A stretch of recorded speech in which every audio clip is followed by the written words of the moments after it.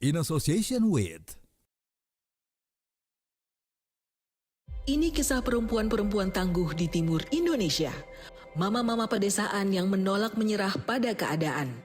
Tanah mereka yang didera kemiskinan, kekeringan, stunting, bencana alam. Mama-mama ini memilih melawan. Di hulu ada mama-mama bambu yang dengan penuh cinta merawat bibit bambu dan kemudian menanamnya di lahan-lahan yang rusak serta di sekeliling sungai dan mata air. Mereka inilah ibu bumi yang dengan penuh kasih memelihara tanah dan air. Bambu yang dirawat memberi peluang ekonomi baru bagi para mama. Teh bambu, arang bambu atau biochar dan berbagai kerajinan bambu menjadi produk-produk berbasis alam andalan. Dari bambu, inisiatif ini kemudian berkembang menjadi kebun pangan perempuan. Jika bambu melindungi tanah dan air, maka kebun pangan perempuan adalah upaya merawat manusianya. Penyediaan bahan pangan yang segar dan bergizi, pelestarian bahan pangan lokal, pengembangan kuliner tradisi lokal, serta menguatkan ketahanan dan kemandirian pangan adalah pilar-pilarnya. Membangun ruang aman bagi perempuan desa untuk berkumpul, belajar, dan mendapat tambahan penghasilan adalah kuncinya. 10 kebun pangan perempuan sudah dibangun, sudah 3 kali panen raya yang hasilnya mencukupi untuk kebutuhan satu desa. 100 kebun pangan lokal lagi akan dibangun. Inisiatif meningkatkan kesejahteraan tidak berhenti di sana. Akses atas sumber daya adalah kunci untuk memberdayakan perempuan.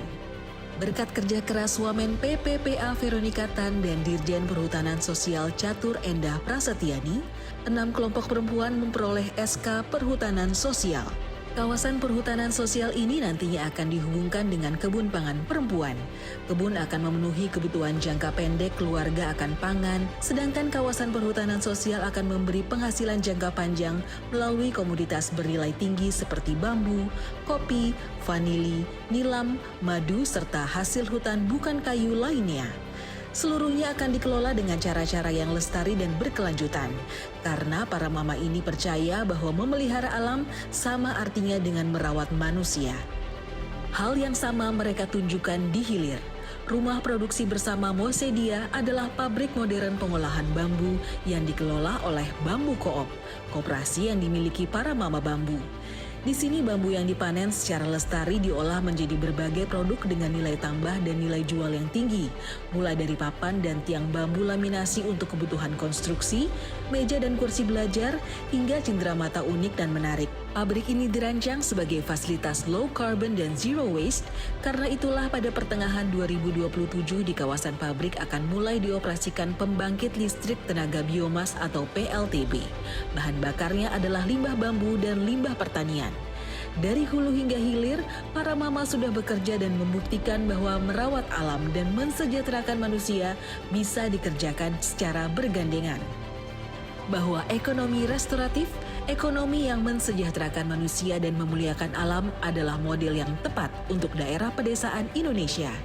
Dari karya-karya para mama di Nusa Tenggara Timur, kita bisa belajar bahwa yang dibutuhkan sekarang adalah model ekonomi yang lembut, yang sayang terhadap manusia dan tak henti mengasihi hutan, gunung, danau, sungai, serta laut. Sebuah model ekonomi yang diinspirasi oleh kasih sayang seorang ibu.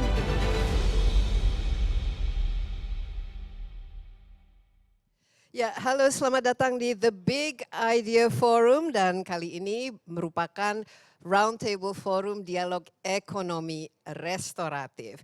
Nah, dengan tema ekosistem pendukung ekonomi restoratif, kebijakan dan layanan bagi inisiatif lokal. Dan kali ini The Big Idea Forum merupakan kolaborasi antara CNN Indonesia dengan Yayasan Bambu Lingkungan Lestari dan juga Pena Bulu Oxfam.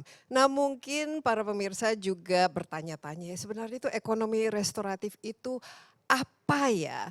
Sebenarnya ada 3 poin inti dari ekonomi restoratif. Ya, pertama, ini merupakan model pembangunan yang tentu saja memulihkan ekosistem. Jadi perekonomian yang bukan mengekstraksi tapi justru ya menumbuhkan ekosistem itu kembali. Kedua, untuk meningkatkan kesejahteraan perempuan dan masyarakat. Biasanya dalam perkembangan atau pembangunan ekonomi itu aspek perempuannya itu itu selalu ketinggalan. Dan yang terakhir dan tidak kalah penting merupakan menciptakan ketahanan pangan dan juga tentu saja untuk melestarikan iklim secara berkelanjutan.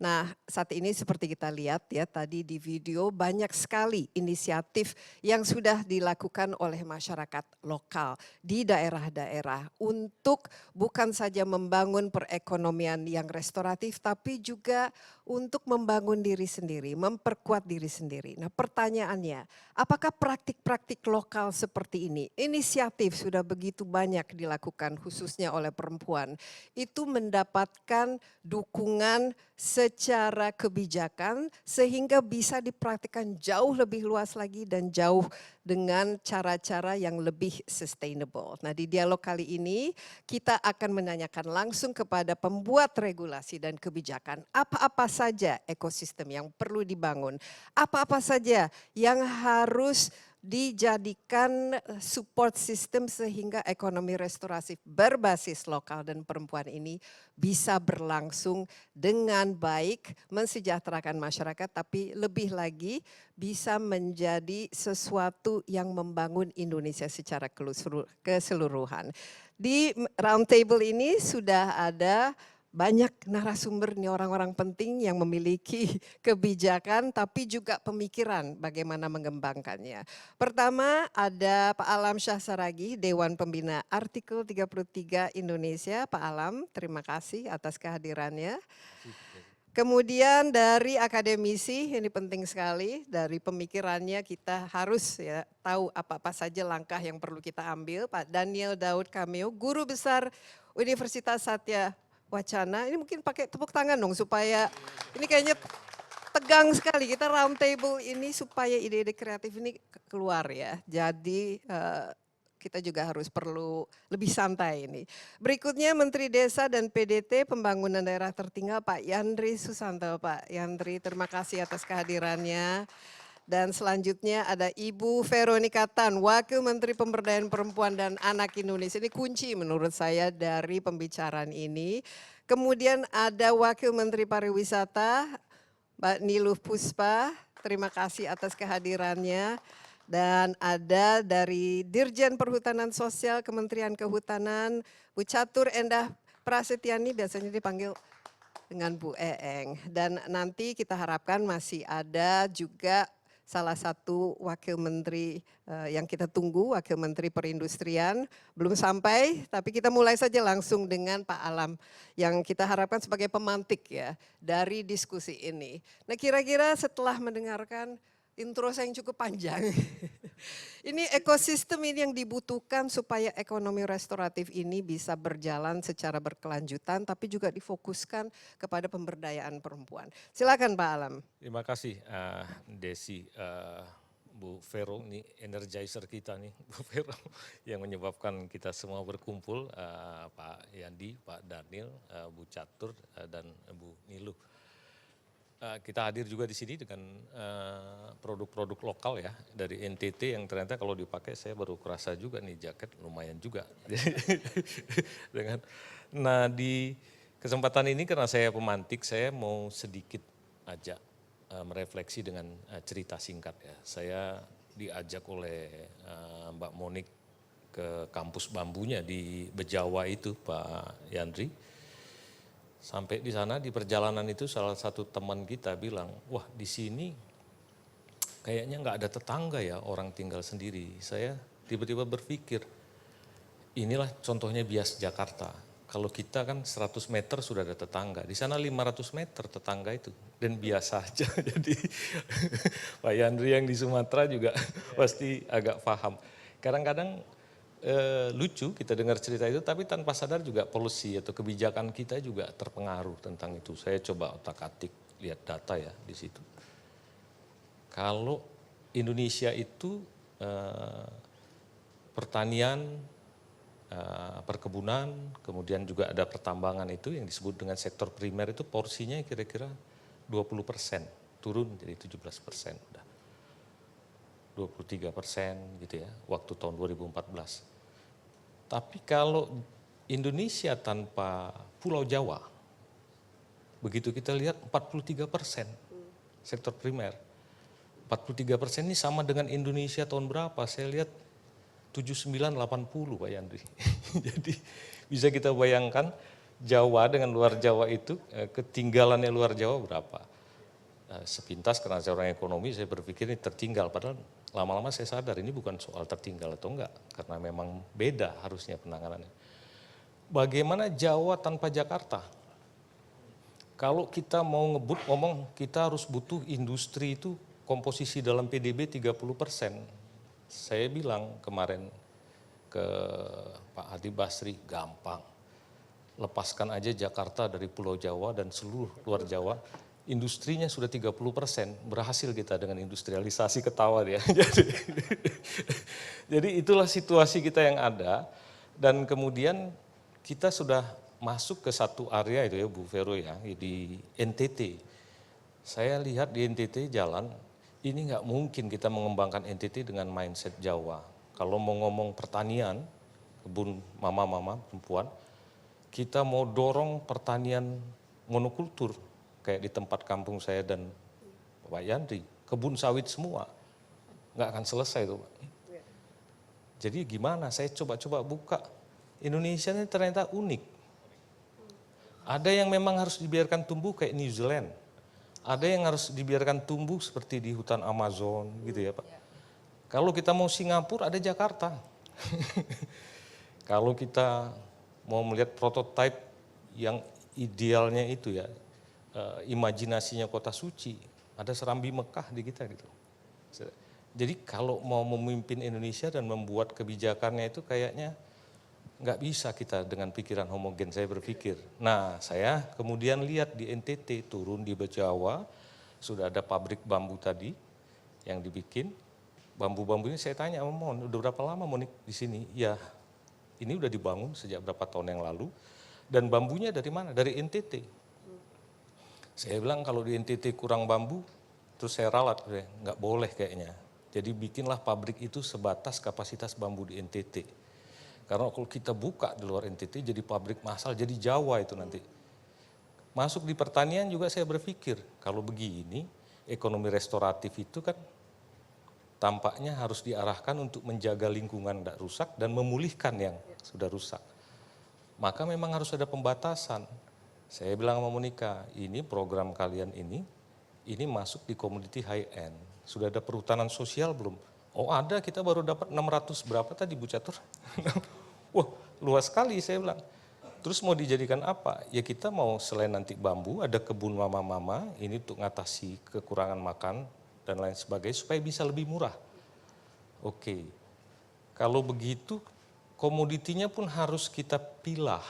Kalau NTT mau maju, mau punya income 15 juta per kakak, saya lihat-lihat, saya coba hitung-hitung kasar, saya belum keluarkan Pak Yandri, kalau nanti selesai mungkin sekali waktu kita bisa share. Ini kuncinya di desa, makanya hari ini ada Pak Yandri, saya senang sekali. Tapi bukan cuma sekedar desa, bagaimana dia bisa ada, kalau sekarang istilahnya hilirisasi. Saya suka kritik sebetulnya hilirisasi itu nggak ada bahasa Inggrisnya, hilirisation itu nggak ada. Tapi sudah kita udah serap itu downstreaming. Saya lihat kalau kita mau hilirisasi terus kita bikin yang massal, saya tanya di sini ada produk yang sudah diminta dari luar, ada vanili. Kalau buka pabrik vanili besar di sini bisa-bisa nanti vanilinya bukan cuma dari NTT terpaksa ngambil dari Maluku, akhirnya massal lagi. Kalau massal harganya pasti jatuh. Suka tidak suka, ekonomi restoratif itu harus berani membatasi produk-produk yang high end nilainya. Selamat sore Pak Wamen. Za, apa kabar Za? Ya, selamat sore, ini Pak Faisal Riza, Wakil Menteri Perindustrian. Selamat datang ke roundtable kita. Kita tadi mendengarkan ini, pemantik kita nih Pak. Sering memantik, sambil dengar. Sudah mendengar. Pas itu menarik saya ngomong tentang bagaimana membangun industrinya pas datang Wamen. Nah ini cocok sekali. Cocok. Nanti untuk dibahas. Jadi jadi kemudian saya berpikir jenis industri juga berbeda, makanya saya agak respect dengan industri bambu itu, dia tidak perlu size-nya begitu besar kayak industri bambu tempat lain. Kalau begitu memang harus ada perlakuan khusus, dia komoditinya yang punya nilai tambah high end sifatnya, industrinya juga jangan industri yang skala masif, tapi harus kita pastikan bahwa bisa menyebabkan kenaikan pendapatan sampai kira-kira 15 juta misalnya per orang itu per bulan, setahun berapa. Teman-teman kalau ada teman-teman Bappenas di sini mungkin cuma hitungan 2 hari bisa keluar modelnya. Nah, yang kemudian juga saya pikirkan, kalau ini mau diterapkan, nggak bisa sendiri. Betul bahwa mama-mama bisa jadi tulang punggung ya Bu Vero, penting sekali. Yang kedua, tampaknya memang harus hub yang menjalin semua energi yang ada untuk terkonsolidasi supaya NTT itu bisa tumbuh dengan caranya sendiri, dengan komoditinya yang spesifik, mengejar nilai tambahnya dengan rutenya sendiri, tidak perlu kita dorong jadi seperti di tempat lain yang komoditinya jenisnya masif. Kenapa demikian? Saya pelajari lagi, ternyata di Cina juga untuk yang enklave-enklave yang penduduknya sedikit, memang dipilih komoditi high-end. Cina loh yang penduduknya 1,4 miliar. Saya bilang sebelum saya pulang, ini closing dari saya, kalau toh NTT harus tumbuh seperti New Zealand, jangan kita paksa dia menjadi Jawa, kira-kira begitu. Mudah-mudahan ini bisa jadi pemantik. Terima kasih.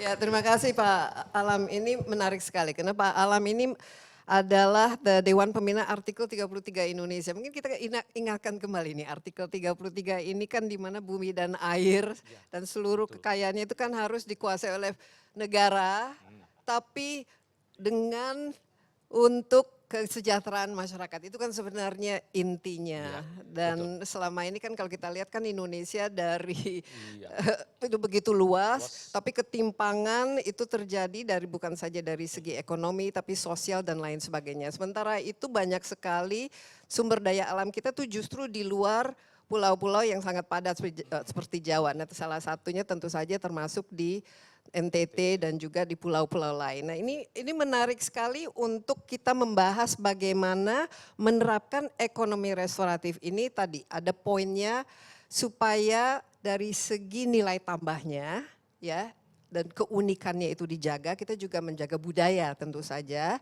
Karena dengan budaya ini kan merupakan kekayaan kita. Kedua, berbasis desa, dan ketiga juga melibatkan perempuannya.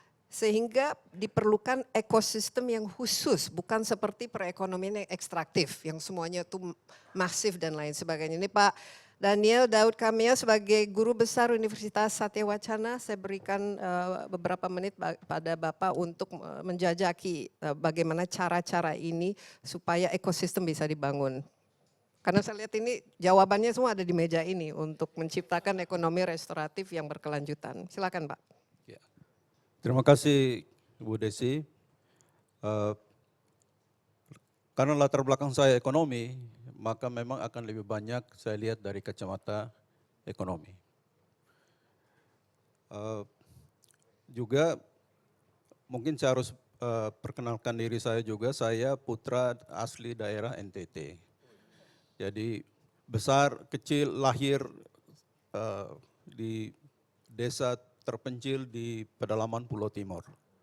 Jadi saya bisa klaim bahwa saya tahu banyak atau tahu banyak sekali ya tentang NTT, karena selain anak asli daerah juga saya belajar tentang NTT.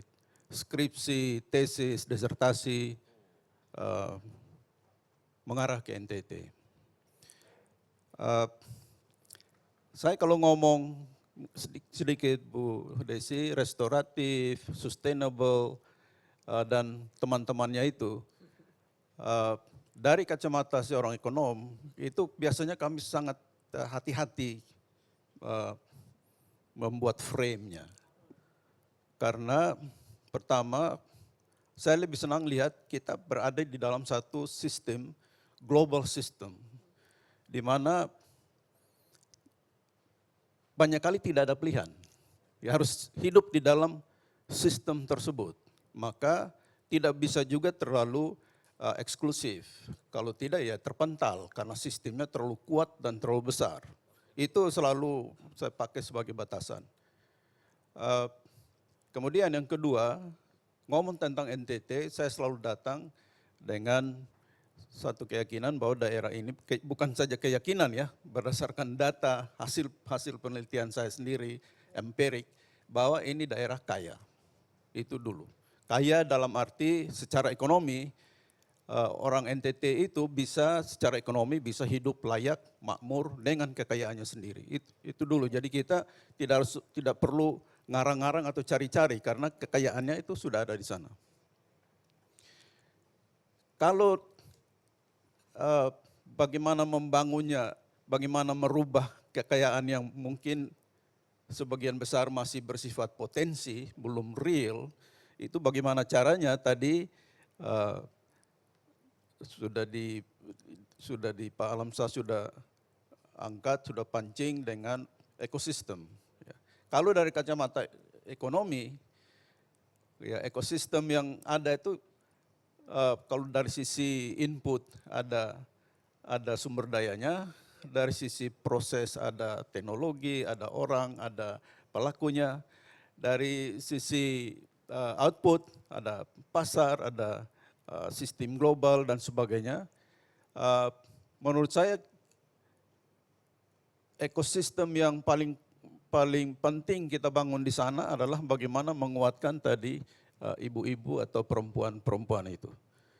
Kalau dia menjadi leader, pemimpin, kita minta dia menjadi spearhead, ujung tombak membangun ekonomi keluarga, ekonomi desa, maka harus ada ekosistem yang mendukung dia. Kalau dari ekonomi, ekosistemnya mudah sekali. Satu, dukungan sebelum kita menentukan dia main di rantai pasok yang mana, dukungan infrastrukturnya seperti apa, harus ada dukungan pembiayaannya, kreditnya seperti apa, dukungan pembinaan teknologi dan sebagainya. Itu harus ada dalam ekosistem. Begitu kita ngomong ekosistem, itu artinya dia harus ada di dalam sistem itu, tidak bisa parsial. Ini nanti Pak Menteri Desa bikin ini, nanti perindustrian beri pelatihan, nanti perempuan memberi pendampingan, itu parsial. Kalau ekosistem itu dia, kalau satu tidak ada maka dia jadi timpang. Harus ada bersamaan. Karena itu ini nanti yang harus kita ngomong adalah bagaimana menyusun ekosistem itu menjadi satu kegiatan besar, utuh dan tidak terpisah. Yang kedua yang mau saya tekankan adalah tadi sudah saya katakan kita hidup dalam satu sistem global. Karena itu tadi Pak moderator memicu dengan bagaimana kalau kita kas NTT. Banyak sekali kekuatannya. Tapi pada satu saat kita nanti juga bersentuhan dengan sistem besar itu. Maka kita harus siapkan, menurut saya salah satu aspek yang harus kita siapkan adalah kelembagaan ekonominya. Ini ibu-ibu ini, mama-mama ini nanti akhirnya membangun satu kekuatan dalam kelembagaan misalnya koperasi atau PT atau CV atau apapun itu namanya. Tapi kalau kelembagaannya tidak kuat, maka bisa-bisa dia digilas atau dipinggirkan oleh kekuatan-kekuatan yang sekarang ini sudah hidup. Contoh saja hari ini, misalnya kopi Bajawa terkenal di mana-mana. Tapi ada mahasiswa saya yang penelitian di Bajawa, ada petani di Bajawa yang menebang kopinya karena harga kopinya menurut dia rendah. Di satu sisi harga kopi tinggi, permintaannya naik, di sisi lain dia merasa dia tidak mendapat penghasilan yang cukup dari kopi. Jadi itu artinya ada yang tidak beres dalam permainan di sistem global ini. Jadi kelembagaan ekonomi akhirnya harus kita bagian dari ekosistem itu. Kalau tidak, ya boleh bermain di pinggir. Ini Bu Desi, saya waktu di desa itu, saya pikir kami itu sudah dekat kampung itu bertetangga dengan paradise, dengan surga. Karena semuanya ada. segala sesuatu ada. Jadi untuk subsisten tidak ada kekurangannya, kalau berlebihan ada. Ya. Nah, Tapi begitu keluar kita tahu, jadi waktu berada di dunia global, oh kalau begitu ada banyak kekurangan, tapi waktu saya masih di dalam kelompok saya itu, semuanya cukup. Jadi ini pilihan, kita mau eksklusif nggak apa-apa, pilihan. Tapi ya memang, jadi tidak mati kelaparan, tidak juga kekurangan gizi, berlebihan, tapi ya itu saja. Jadi itu pilihan menurut saya. ini karena dibandingkan dengan daerah-daerah lain. Nah ini menarik sekali Pak Dan ya, kita tidak boleh eksklusif, kita harus memiliki istilahnya kelembagaan yang bisa menampung ya ekosistem ini. Tapi kan Pak Daniel sebagai putra daerah ya, tadi disebut kaya sekali. Bukan saja kaya dari budayanya, tapi kaya dari sumber alamnya dan lain sebagainya. Tapi sampai saat ini kalau dibandingkan dengan daerah lain, itu masih jauh lebih miskin. Nah ini mungkin ada analisa agak singkat saja. Apa sistem yang selama ini yang tidak jalan sehingga tidak sesuai dengan pertumbuhan ekonomi yang diharapkan dan ada di lapangan Pak Daniel? Karena ini nanti kunci untuk membuat satu sistem atau ekosistem yang jauh lebih istilahnya yaitu bukan saja restoratif tapi bisa meningkatkan kesejahteraan perempuannya, masyarakatnya dan juga supaya tidak tertinggal dari daerah lain. Jadi ayah, ibu, om dan tante saya, saudara-saudara sepupu saya di sana, mereka menguasai hulunya. Dia yang punya pohon kopi, dia yang punya sapi, dia yang punya ikan, tapi harganya bukan dia yang tentukan. Itu yang pertama. Yang kedua, kekayaannya sebagian besar masih bersifat potensial. Dia tidak punya kemampuan, keterampilan, sumber daya untuk merubahnya menjadi real. Jadi lautnya yang begitu kaya, dia belum bisa meningkatkan kesejahteraan ekonominya dari kekayaan tersebut. Kopi yang katanya komoditi, salah satu komoditi yang permintaannya selalu naik terus di dunia, tapi petani kopi tidak ada yang kaya di sana. Jadi ada sesuatu yang salah dengan sistem di rantai pasoknya. Garam misalnya, Bu Desi, garam itu kalau di Pulau Timur kita bisa menghasilkan mungkin bisa tutup separuh dari import kita yang sekitar 4,5 juta metric ton per tahun. Itu ada tidak usah di seluruh NTT, hanya ada di darat di Teluk Kupang saja. Sudah bisa 1,5 juta, 1,7 juta ton per tahun. Import, itu tutup separuh dari import kita. Jadi emasnya ada di sana tapi tapi hasilnya tidak dinikmati belum dinikmati. Kalau sudah ada, bukan mayoritas masyarakat yang menikmatinya. Ya, paham, ini mungkin bagus sekali untuk Pak Menteri Desa dan PDT. Satu juga untuk perindustrian, Bu Desi. Ya, Misalnya saja ya, di Pulau Timur, Pulau Sumba ini salah satu komoditi utamanya itu yang bukan saja komoditi ekonomi tapi sosial itu ternak babi. Ternak babi ini komponen ongkos pemeliharaan terbesar adalah pakan ternak. Pada tahun penelitian saya pada tahun 2019, NTT itu beli makanan babi dari Jawa Timur dan dari Bali itu 1,84 triliun rupiah. Baik. Hanya beli makan babi saja. Nah, kenapa itu harusnya? Karena NTT ini produsen jagung, produsen kelapa, produsen kelor dan sebagainya. Semua inputnya ada, tapi kita belum bikin. Baik.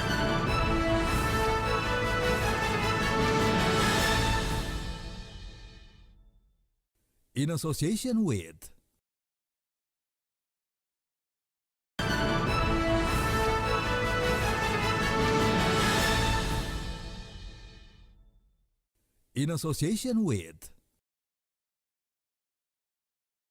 Pak Yandri silakan, ini PR yang harus diselesaikan ini oleh Menteri Desa dan PDT ini. Kenapa begitu kaya tapi ternyata masyarakatnya sendiri tidak menerima hasilnya dan menikmatinya.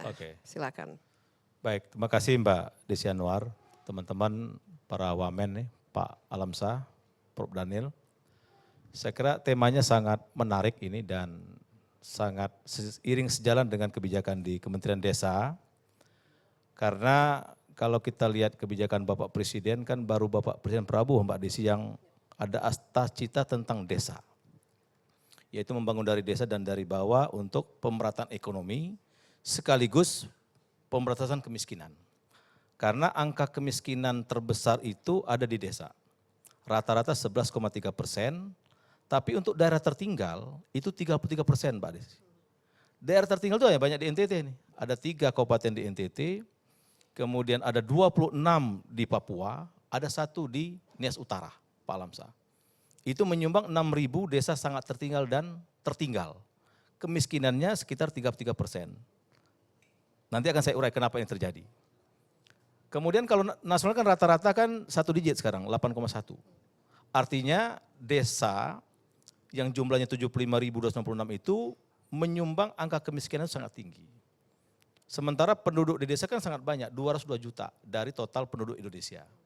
Nah oleh karena itu kami terjemahkan atas cita ke-6 ini melalui 12 aksi bangun desa, bangun Indonesia. Nah salah satunya itu adalah desa berketahanan iklim dan tanggap bencana. Nah, seperti tadi ada pemeliharaan hutan, kemudian lingkungan, sungai, itu ada. Dana desa di Permendes nomor 16 tahun 2025 saya cantumkan itu. Dana desa digunakan untuk ketahanan iklim. Artinya di NTT sebenarnya para kepala desa juga bisa memaksimalkan iklim melalui program desa.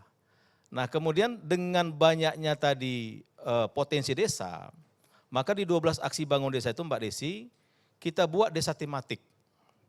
Nah desa tematik ini, inilah sejalan dengan diskusi kita hari ini. Kita Pak Alamsa tidak merubah atau menggeser potensi desa itu menjadi sesuatu yang lain dari potensinya.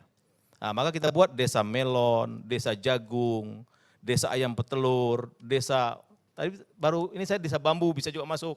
Ya kan desa Panili, desa Kemiri, desa kopi, nanti saya akan ke Jawa tuh, ada 100 desa kopi.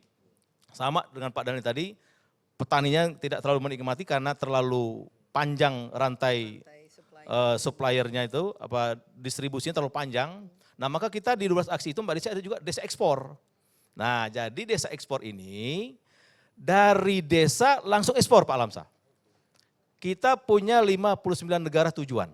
Dan saya sebagai Menteri Desa sudah melahirkan 338 desa ekspor dengan transaksi hampir 1 triliun. Gimana desa ekspor ini? Contoh, di desa Temon Pacitan, itu di gunung gak ada sinyal saya ke sana.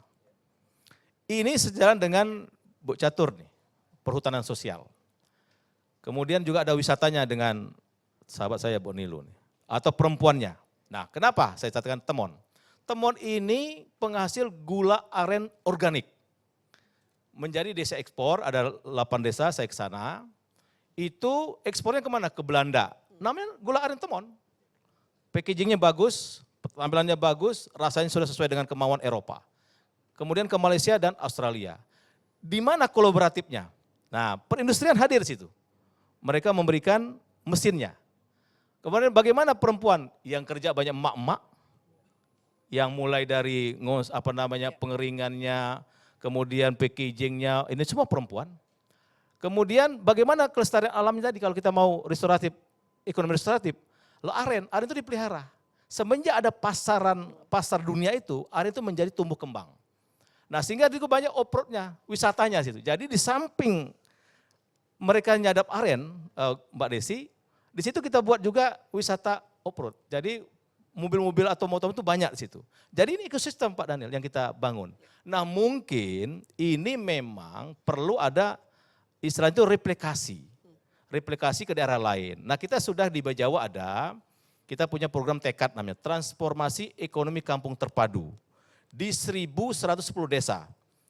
Di seluruh Papua, kita ambil berapa desa, di Maluku, Maluku Utara dan NTT. Di Bajawa sudah kita buat, nggak tahu saya Pak Dirjen nggak ikut nih, Prof. Jody Maliki nih, salah satu pelaksana tekad. Di desa mana kita ekspor kopi Bajawa ke Australia itu? Wawai Bajawa. Nah kita langsung dari desa Pak Lamsa. Jadi supaya tadi menjawab keresahan Pak Daniel, Prof. Daniel. bahwa desa itu bisa menjadi pelaku ekonomi langsung.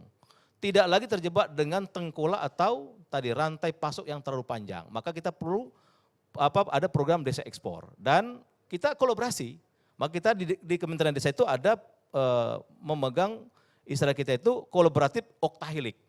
Jadi ada pemerintahnya, ada masyarakatnya, ada dunia usahanya, ada perguruan tingginya, ada ormasnya, ada tadi inovasi dan teknologi, itu tidak bisa tinggal. Iya. Nah oleh karena itu saya kira ekonomi restoratif ini ya ada di Kementerian Desa semua. Kita punya program sehati, nah ini mungkin Pak Prof. Daniel atau yang hadir di sini, kita punya program sehati. Swasembada ekonomi hijau dan ketahanan pangan terintegrasi. Nah itu masuk desa wisata masuk, desa ekspor masuk, desa tematik masuk, ketahanan iklim masuk, kemudian swasembada pangan masuk, termasuk nanti. Nah tadi kalau misalkan keresahan Pak Daniel tadi bagaimana, saya setuju. Kalau terlalu eksklusif ya merasa besar sendiri nanti. Akhirnya tidak melihat dunia luar. Ya kita mungkin perlu eksklusif plus lah, ada inklusifnya kira-kira begitu. Jadi pihak luar boleh masuk, tapi tidak merubah tatanan sosial. Tidak merubah potensi asli atau potensi yang memang dari dulu tuh ada di situ. Contoh bambu, jangan dirubah produksi yang lain. Tapi bagaimana bambu ini mempunyai nilai tambah yang besar sehingga apa Mbak Desi? Uang beredar di desa itu ada sehingga arus urbanisasi yang hari ini 4% lebih itu tidak bergeser ke kota. Kita juga nggak mau seperti Jepang hari ini, 93% di Jepang desanya kosong. Kenapa? Bergerak ke Kyoto, bergerak ke Osaka, bergerak ke Tokyo. Kita nggak mau 75.000 desa ini jangan seperti di Jepang. Atau seperti di Korea hari ini. 83% desa di Jepang kosong, di Korea kosong. Isinya orang-orang tua biasanya. 12 aksi bangun desa ini kolaboratif. Ya. Kita dengan perindustrian ini, dengan dunia usaha, kita ada 500 perusahaan negara ataupun swasta bekerjasama sama kami. Contoh, Bank BRI itu punya 5.000 desa binaan. Namanya Desa Berlian. Ada Astra itu punya 2.000 desa binaan. Banyak yang kita lakukan. Maka kita sampai hari ini di Kemendes, semenjak saya jadi Menteri Desa itu, ada 73 MOU. Artinya, menjawab ekonomi restoratif ini, saya setuju tadi. Tidak ada pihak yang bisa kita tinggalkan, semua harus kita ajak. Karena kata Prof. Daniel tadi, ya kalau ada hasil buminya, siapa yang memasarkan? Gimana hilirisasinya? Perlu ada industri. Gimana keindahan alam itu biar terjaga? Kita punya desa wisata. Atau saya contoh konkretnya Mbak Desi. Untuk restoratif ekonomi ini. Kita ada di desa Awang Bakal Barat, Kabupaten Banjar. Saya yang sublonsingnya. Itu bekas tambang pasir yang tempat biawak dan ular dan kawan-kawan itu berkeliaran di situ. Oleh BUMDes itu disulap menjadi desa wisata. Nanti saya ajak Mbak Nilu situ. Pendapatan berapa per tahun? 3 miliar bersih BUMDes itu. Menyerap tenaga kerja 100 orang. Dan kalau Mbak Desi mau sekarang ke sana penuh, mesti antri 6 bulan. Saking hebatnya daerah ini, desa wisata. Atau desa Satigi di Gresik, bekas tambang kapur kita buat desa wisata. Nah artinya beginilah, kalau kita tadi Prof. Daniel Pak Alamsa berbicara tentang NTT, saya kira inilah keanekaragaman Indonesia yang harus kita jaga dari Aceh sampai Papua. Kita pertahankan semua potensi itu sehingga ada sirkular yang bisa kita ciptakan. Ada ekosistem yang bisa kita bangun. Misalkan NTT butuh apa, kalau nggak ada di Jawa dari NTT. Kalau nggak ada di NTT dari Jawa yang kirim. Atau di Kalimantan apa produksinya. Kita pertahankan Kalimantan seperti itu. Mungkin yang di Sumatera ada, kita kirim ke Kalimantan. Kira-kira begitu, silang kebutuhan. Maka ada BUMDes dan KOPDes. Kira-kira, saya kira di bawah Bapak Presiden Prabowo ini sudah lengkap, sudahlah. Termasuk kita punya kerjasama dengan Bu Peroni Ketan ini, Kementerian PPA, kita punya di desa itu rumah ramah ibu dan anak. Begitulah kita sangat peduli dengan ibu dan anak, termasuk di dana desa itu kita cantumkan untuk stunting. Jadi saya kira maka kita punya tagline Mbak Desi Anwar, bangun desa, bangun Indonesia. Jadi kalau desa, termasuk desa-desa di NTT, desa-desa di Sumatera kata Pak Lamsate, atau desa-desa di semua Indonesia kita bangun, apalagi dengan konsep ekonomi restoratif, saya kira Indonesia tidak tercabik-cabik, Indonesia tidak mengalami deflasi lingkungan dan sebagainya. Indonesia akan menjadi diri sendiri. Tapi dengan tetap tegak terhormat di dunia internasional, bisa juga mempengaruhi kebutuhan internasional, tapi tidak melupakan kebutuhan di nasional. Iya. Saya kira 12 aksi bangun desa ini kalau semua dilaksanakan, Indonesia akan Iya. menjadi negara hebat. Mbak Desi. Luar biasa, tepuk tangan nih. Tapi kuncinya kalau semua bisa dilaksanakan, tapi Pak Yantri bisa memastikan ya bahwa dana desa ini memang harus ada aspek komunitas dan perempuan ya. Kadang-kadang ini memang harus betul-betul dicantumkan. Jadi kalau supaya yang ini merupakan bagian program-program kita ya implementasi. UMKM, kemudian BUMDes itu kebanyakan direkturnya perempuan Ya. dan Tapi gajinya bagus-bagus. Jadi kita pro perempuan Mbak Desi, nggak usah ragu. Kita pejuang perempuan. Ya, tapi karena di daerah kan berbeda-beda sesuai dengan budaya masing-masing. Jadi mungkin harus Termasuk ada nanti semacam program Sehati ini, kita nanti coba Prof. Daniel ya, karena kami itu sasaran 10.000 desa. Ya, mungkin ada usul dari Wamen PPA, Wamen Ya. pariwisata. Kalau kehutanan saya banyak komunikasi sama Raja Juli, sama perindustrian. Kita bagaimana 10.000 desa ini benar-benar bisa mewarnai. Dan bantuannya besar. Jadi satu desa itu maksimal bisa 2,5 miliar kami bantu. Baik. Dan ini bisa Prof. Daniel. Jadi lingkungannya nggak rusak tapi ekonomi dapat dan masyarakat nggak bergerak ke kota. Jadi diam di sana, kita ciptakan gula yang ada di desa, sebenarnya nggak bergerak ke kota. Iya. Ini menurut saya penting. Inilah maksud Bapak Presiden asasi yang Nah, satu lagi mungkin desa tematik ini bisa menjawab desa tematik. pertanyaan bahwa apakah petani bisa menentukan harganya sesuai dengan harga pasar. Ini kan selama ini Nah makanya lahirlah Bagaimana rantai Koperasi Desa Merah pemasok Putih ini. itu Mbak Desi. Itulah yang akan memastikan kesejahteraan petani dari sisi harga itu benar-benar terjamin. Karena dengan adanya alat pemerintah masuk melalui Koperasi Desa Merah Putih yang hari ini memang belum berjalan 100%, masih tahap membangun. Jadi kalau publik meminta sekarang koperasi bisa berhasil, belum. Ya kan sedang membangun gerai dan gudang. Yang lain juga baru uji coba baru 1.000-an. Nah tapi nanti Kopdes ini bisa melakukan arus barang. Antar desa, antar kota, antar provinsi, antar kabupaten. Ini bagus ini. Dan mesti kita dukung. Jadi jangan dulu dihakimi gitu loh ya kan. Karena baru mulai barang ini kan. Dan Pak Presiden asal jangan menimbulkan justru masalah-masalah baru yang lainnya, itulah yang lah kita kalau masalah khawatir. baru tentu kita urai, kita cari solusi yang terbaik, ya kan? Kira-kira begitu, Pak. Iya, terima kasih.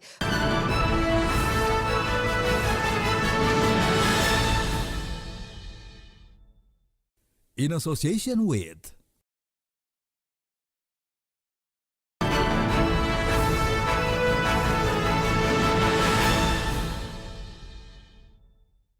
In association with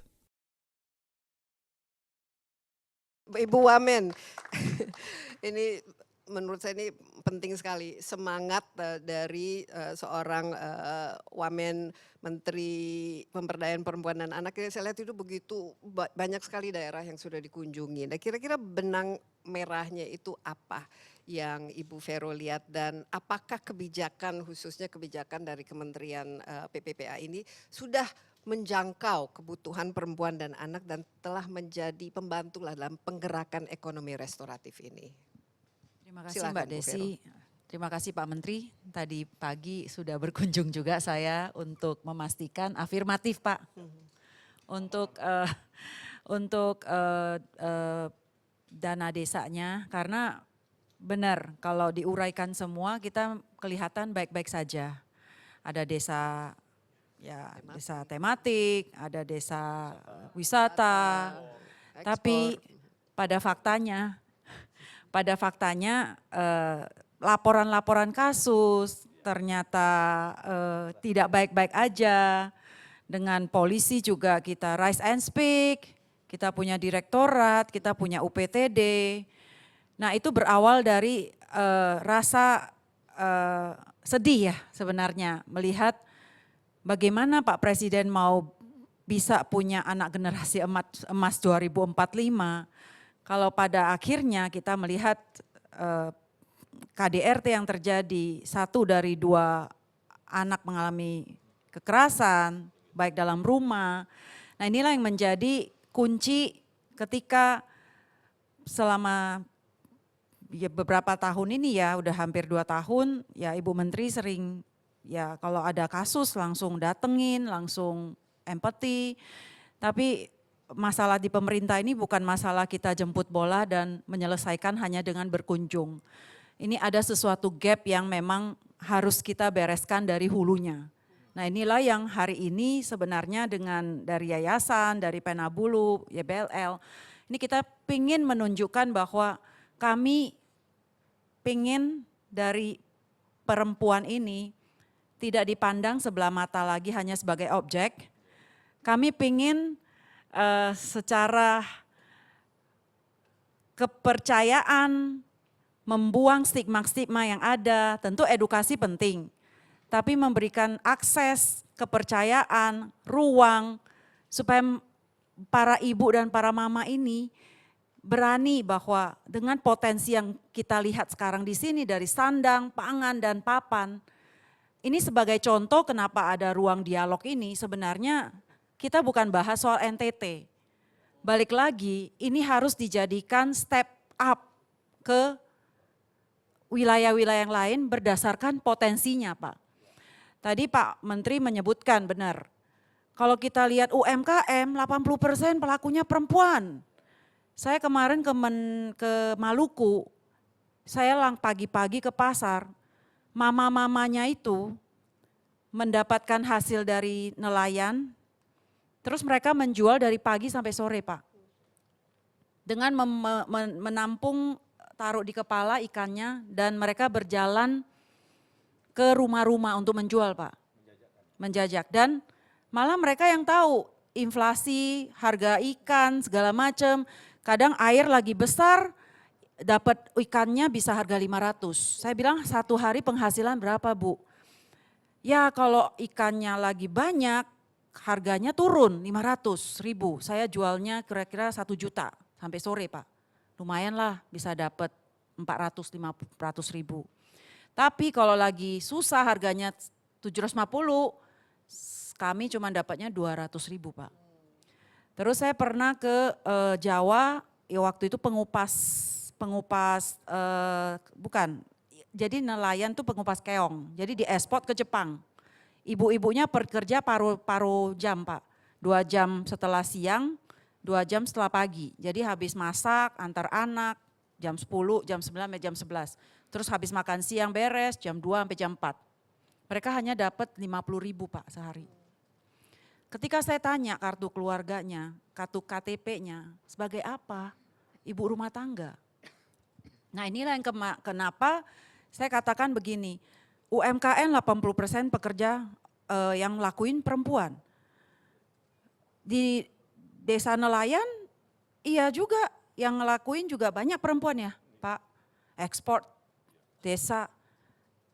Tapi kok masih perempuannya itu tidak mendapatkan haknya, mendapatkan ruangnya. Ketika dapat bantuan modal, mereka harus juga didampingi. Nah makanya ketika kami berpikir memang kata kuncinya adalah kita nggak bisa lagi masif. Kita benar-benar harus datengin apa kebutuhan. Kita memastikan bagaimana desa itu punya layanan yang berperspektif. Pemilahan datanya sampai data terpilahnya itu juga harus ada Pak. Jadi sampai perempuan sebagai pekerja atau data inklusifnya, data anaknya, data kaum rentan. Karena berbasis data desa inilah dan memastikan layanan yang langsung terimplementasi nomenklaturnya kepada perempuan, layanan utama kepada perempuan, anak dan kaum rentan, ini juga asta cita Pak Presiden yang keempat sebenarnya, no one left behind. Nah inilah kita melihat gapnya di mana, karena kita nggak mungkin datang satu persatu ngurusin layanan itu, masyarakat yang harus, terutama perempuan kaum rentan yang harus datang. Tapi bagaimana layanan itu di dalam satu layanan terpadu itu bisa membantu masyarakat tidak mempersulit. Nah inilah yang sebenarnya kita harapkan. Potensi ada, kalau kita lihat potensinya besar banget. Tapi pendampingan sampai mereka level up. Kalau saya lihat ini bahkan akan dibawa ke Singapura. Dan kemarin kita mengundang Dubes, berharap supaya ini bisa menjadi showcase untuk keluar. Dan pelakunya adalah mama-mama. Nah ini yang sedang kita cari solusinya Pak. Untuk bagaimana memainstreamingkan semua kementerian bahwa Kementerian PPPA ini ada loh. Dan Kementerian PPPA ini eksis sebagai subjek. punya potensi tapi challenge-nya besar karena akhirnya pendampingan, data yang untuk membantu, artinya nggak dapat akses. Tentu di balik itu stigma, merasa legowo, nerimo aja, itu yang dibilang. Di desa ini kelihatannya udah baik-baik aja. Padahal kalau kita step out, tidak baik gitu. Nah inilah yang sebenarnya pendampingan yang perlu kita bantu. Tapi dari data desa memastikan data terpilah, memastikan mainstreaming, memastikan desa inklusif dan juga dengan tata kelola. Karena saya yakin hanya dengan sedikit saja, misalnya kita ke desa, kita melihat desa ini ternyata punya potensi besar, tapi kita lupa, mungkin pas kita datang lagi musim hujan, pas dalam masa kekeringan mereka nggak punya air. Jalan mereka mau ke satu tempat aja nggak ada. Nah, tapi ketika ada layanan itu mereka harus minta ke PUPR. Mereka harus minta ke ESDM yang lagi ada program renewable energy. Mereka harus minta ke bupati, sedangkan bupati harus minta ke atasnya lagi.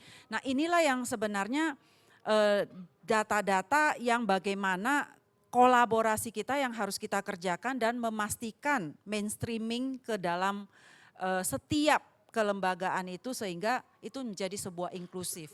Nah terima kasih kepada Bu Eeng juga dan juga ya Pak Menteri tentu yang telah memberikan sebuah ruang dan sebuah akses dan menumbuhkan rasa percaya diri bahwa mama bisa loh sampai kepada level up gitu. Dan mereka setelah memegang uang, saya yakin keluarga mereka akan terpenuhi. Makanya kita juga berusaha dari Kemen PPA, ada Ruang Bersama Indonesia. Ruang Bersama Indonesia sebenarnya DRPPA Pak. Jadi zaman Bu Bintang itu ada Desa Ramah Perempuan dan Anak.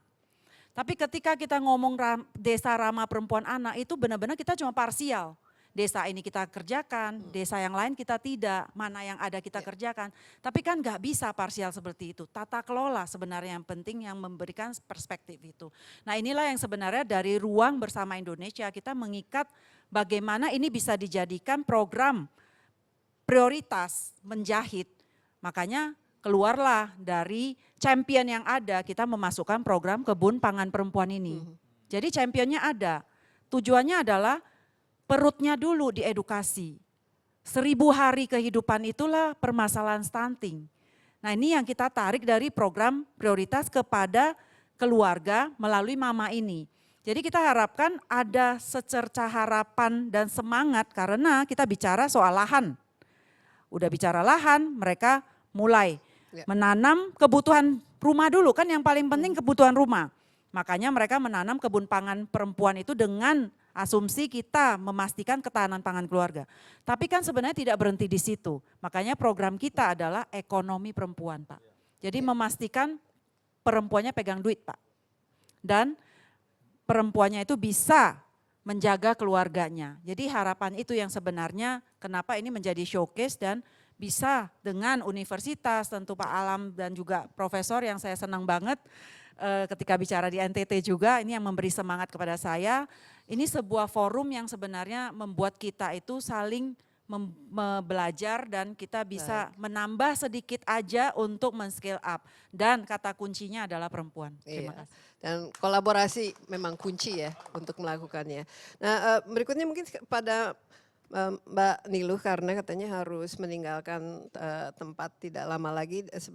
Ini sudah mendengarkan ini semua, tadi apalagi ada desa-desa tematik yang tentu saja bisa dijadikan semacam desa tujuan wisata juga, di sana bisa meningkatkan perekonomian masyarakat, tapi juga menjaga keunikan tadi yang disebut Pak Alam. Harus ada kekhasan dari masing-masing daerah karena memang ini merupakan aset budaya Indonesia itu sendiri. Nah bagaimana Mbak Niluh melihat ke depannya dan apa-apa saja yang perlu dikembangkan dan kira-kira ekosistem yang perlu dibangun untuk desa-desa ini.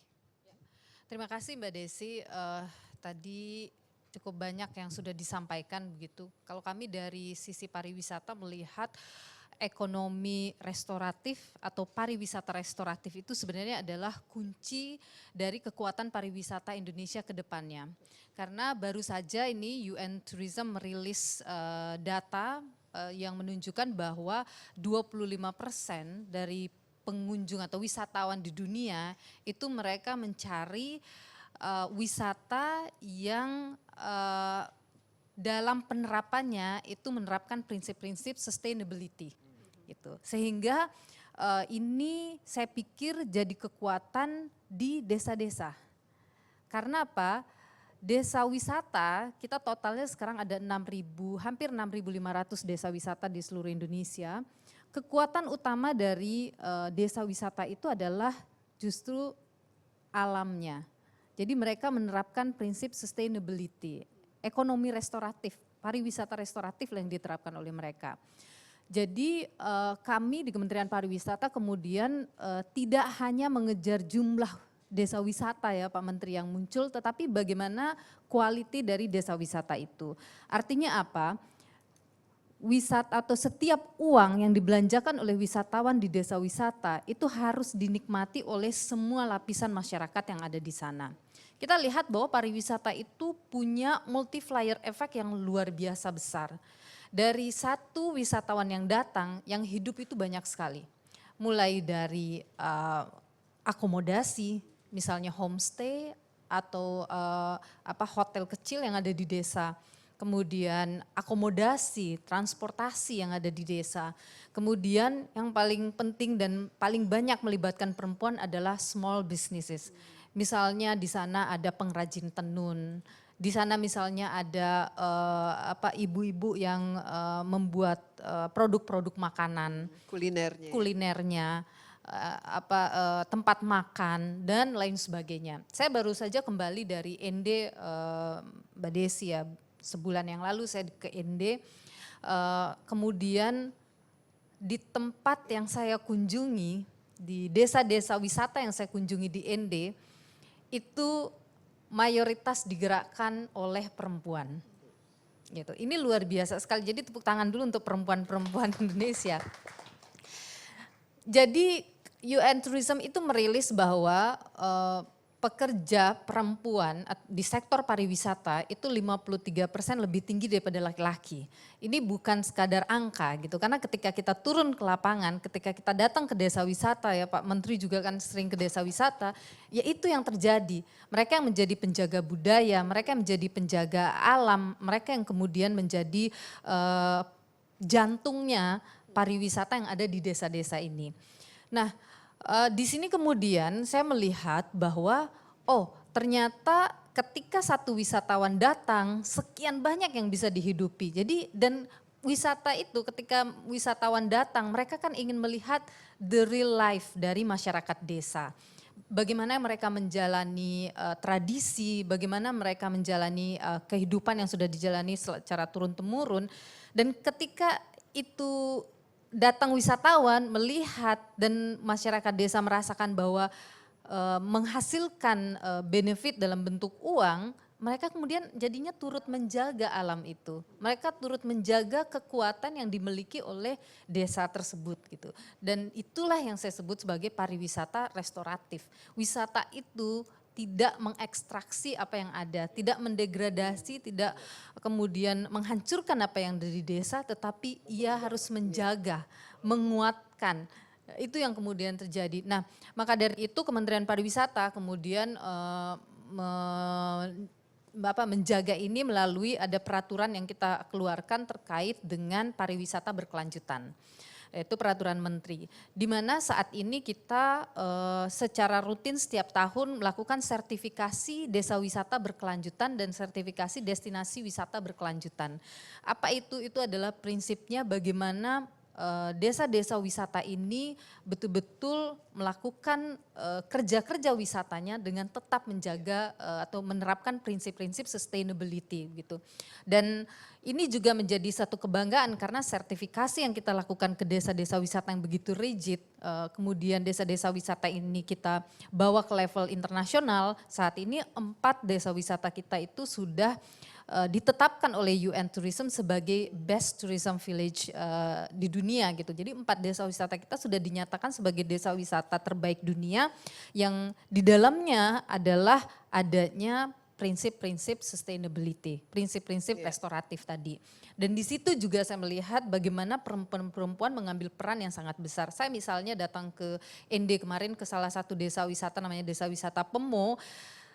Jualan dia adalah kuliner, selain alam adalah kulineri dan kemudian wastra. Siapa yang mengerjakan 2 hal itu Mbak Desi? Perempuan. Saya ketemu ibu-ibu yang menenun setiap hari di rumah-rumahnya masing-masing begitu. Kemudian laki-laki nggak mau nenun gitu. Kemudian saya datang lagi ke desa wisata desa Wologai. Siapa yang menghidupkan di sana yang menjadi penjaga tradisi? Ibu-ibu. Dan ada kata-kata menarik dari ibu-ibu ketika saya ngobrol dengan mereka. Kami itu tidak apa-apa, tidak dapat bagian uang, tapi kami happy kalau melihat ibu-ibu yang datang atau bapak ibu semua yang datang itu bisa merasakan keindahan dan juga bisa menikmati apa yang kami sajikan. Itu ada perempuan, saya ketemu petani kopi, seorang perempuan dari Toraja yang kemudian menikah di sana. Dia menjadi petani kopi dan kemudian dia mengikuti pelatihan barista. Sekarang menjadi petani kopi dan menjadi barista di sana, di desa wisata itu. Menyajikan kopi kepada wisatawan dan bisa menceritakan bagaimana asal usul dari kopi itu. Jadi ini kekuatan yang luar biasa gitu. Saya datang ke Bali, ibu-ibu petani garam di desa Les di Bali, di Buleleng kampung saya, itu mereka tidak hanya hadir untuk menjadi petani, tapi karena desanya menjadi desa wisata, dia mampu menjelaskan kepada wisatawan bagaimana terkait dengan proses pembuatan garam yang kualitasnya sudah kualitas ekspor, dan kemudian juga dia bisa mendapatkan tambahan dari situ. Artinya bahwa perempuan ini saya katakan luar biasa sekali kekuatannya, luar biasa sekali menjadi penjaga budaya, menjadi penjaga tradisi, dan perempuan inilah jantungnya pariwisata restoratif yang ada di desa-desa wisata kita. Maka dari itu saya ngajakin semuanya seperti tadi malam ketika bersama dengan Dubas-Dubas, ayo ke desa wisata, lihat bagaimana ekonomi itu bertumbuh di desa-desa ini dan bagaimana perempuan-perempuan ini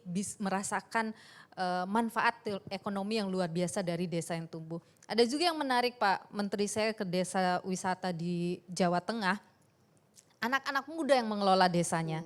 Apa katanya pada saya, Bu Wamen, sejak desa wisata kami tumbuh, hidup, kami udah nggak ingin ke kota lagi nyari kerja. Kami cukup di desa aja. Saya bisa bantu bisa bantu teman-teman di sini untuk tumbuh, dan rumah-rumah yang tadinya sudah tidak ditempati atau hanya ditinggali oleh orang-orang tua saja, kemudian mereka ubah menjadi homestay, 1-2 kamar, rumahnya sendiri gitu.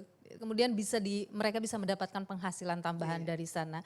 Saya pergi ke desa wisata Bile Bante yang ada di NTB. Dulunya itu adalah tempat tambang pasir.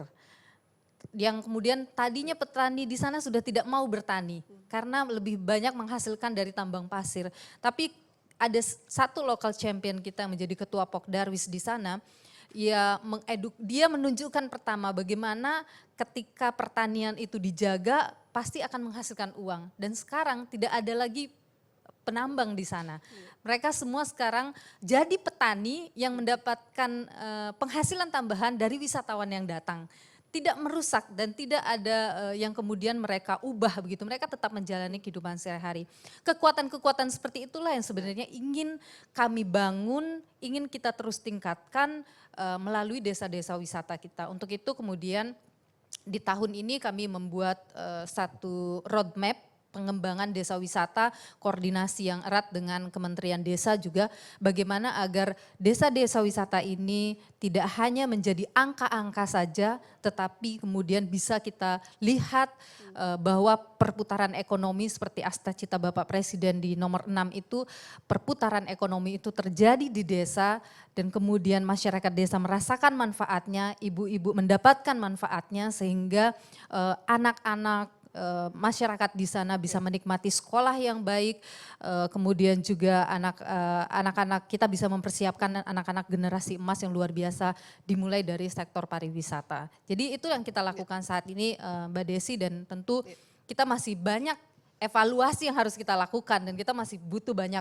masukan-masukan terkait dengan pengembangan desa wisata ini, tetapi apa yang hari ini ada ya kita harus terus jalankan dan kita harus terus kuatkan. Iya, luar biasa. Mungkin tepuk tangan untuk, bayangan kita punya tadi 6.000 desa wisata ya. Kalau Ya, 6.000-nya itu betul-betul dijalankan dengan baik dan kita memiliki begitu banyak desa yang menarik wisatawan internasional, itu kita bisa tadi pembangunan dari desa bukan saja mencegah urbanisasi dan segudang masalahnya, tapi juga menciptakan lapangan kerja di desa, pemerataan perekonomian yang sangat inklusif, menjaga budaya dan juga tadi yang high end and unique quality-nya itu tetap dijaga. Yang penting ini semua bisa direplikasi sehingga Betul. bisa diterapkan di desa lain.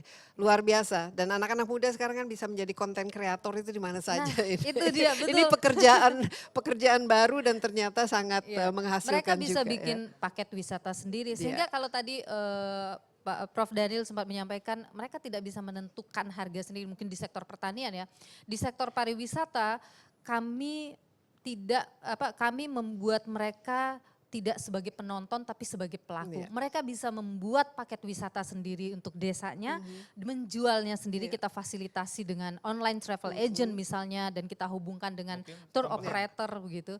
Bu Wamen, kita juga gini, jadi hotel-hotel berbintang itu atau yang para pengusaha-pengusaha besar itu Mbak Desi, kita juga buat paket perhotelan mewah dengan desa wisata. Jadi bisa dia makannya di desa. Betul. Mandang gunungnya di desa, Jadi mandi bagian air terjunnya dari di desa. Jadi kita experiential, kita kerjasama. Itu sudah kita bangun juga. Ya, itu terjadi memang. Jadi desa hotel-hotel besar itu kalau misalnya datang kita akan dorong mereka supaya mereka jual paket ke desa wisata. Dan gitu. memang ini juga sekarang yang dicari khususnya dari wisatawan mancanegara, mereka mencari experience, betul bukan sekali. hanya melihat ke spot-spot yang selama ini sudah dikenal, tapi pengalaman mungkin belajar, memasak, menenun dan lain sebagainya. Itu yang ditawarkan oleh desa wisata. Makanya saya tadi ingatkan bahwa 25% dari total wisatawan mereka mencari praktik wisata berkelanjutan. 26% mereka mencari destinasi yang lesser known, dan disinilah kekuatan utama Indonesia. Iya, baik. Terima kasih banyak. Dan Mbak Niluh kalau harus meninggalkan tempat, nggak apa-apa, silahkan. Terima kasih banyak masukannya. Tapi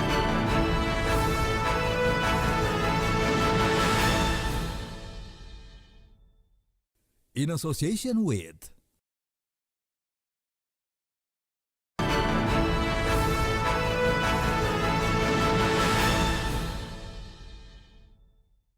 In association with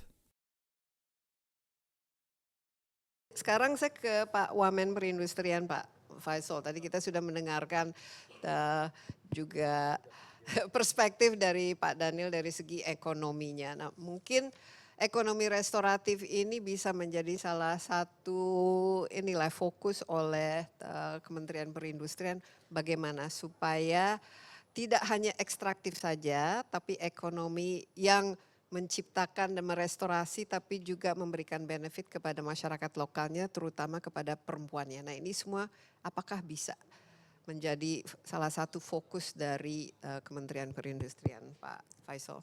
Terima kasih Mbak Desi. Selamat sore. Ya, terhormat Pak Menteri, teman-teman Wakil Menteri, Pak Alam, Pak Daud, Bu Catur.